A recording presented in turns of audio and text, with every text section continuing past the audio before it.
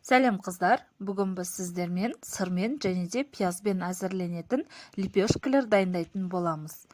Видеоны тамашаламас бұрын менің арнама жазылып кетуді ұмытпаңыз.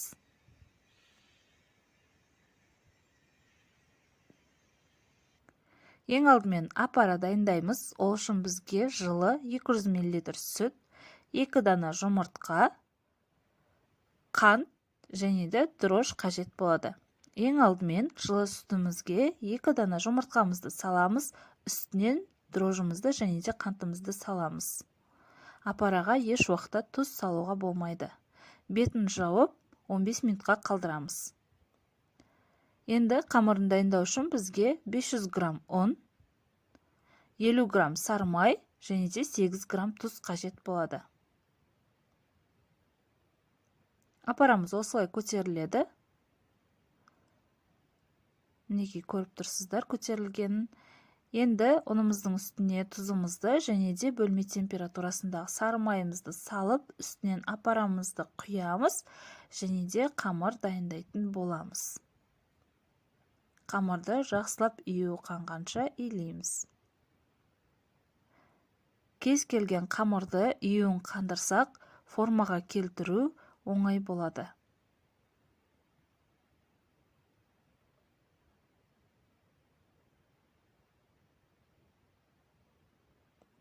Қамыр қай уақытта июі қанады, яғни қолымызға жабыспаған кезде. Бетін жауып, көтерілгенше қалдырамыз. Мен микроволновкаға 4 минутқа жылытып, сол микроволновканың ішінде қалдырамын, қамыр тез көтеріледі. Енді дайын қамырымызды теңдей 4 бөлікке бөлеміз.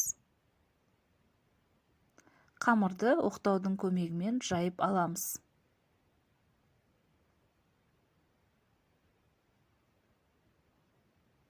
Пергаментіміздің үстіне салып, кішкене дұрыстаймыз. Бірінші қамырды мен осылай шеттеріне узор беріп шықтым. Яғни бүгіп шықтым. Және де бетін асқана сүлгісімен жауып, тағы да көтерілгенше 5-10 минутқа қалдырамыз. Екінші қамырымызды осылай ортасын шетіне жеткізбей басып шықтым. Бұғанда орамал жауып, расстойкаға қалдырамыз.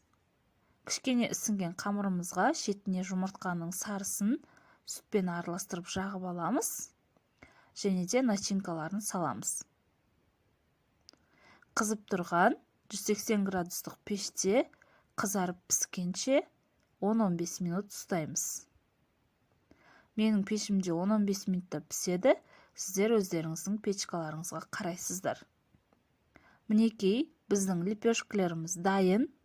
Пицца ретінде де жесеңіздер болады. Пиязды лепешкамыз біздің балалық шағымызды еске түсіреді.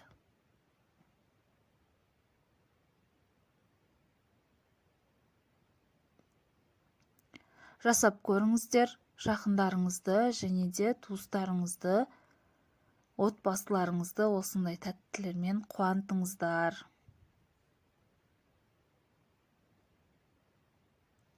Менің каналыма жазылып кетуді ұмытпаңыздар. Астарыңыз дәмді болсын.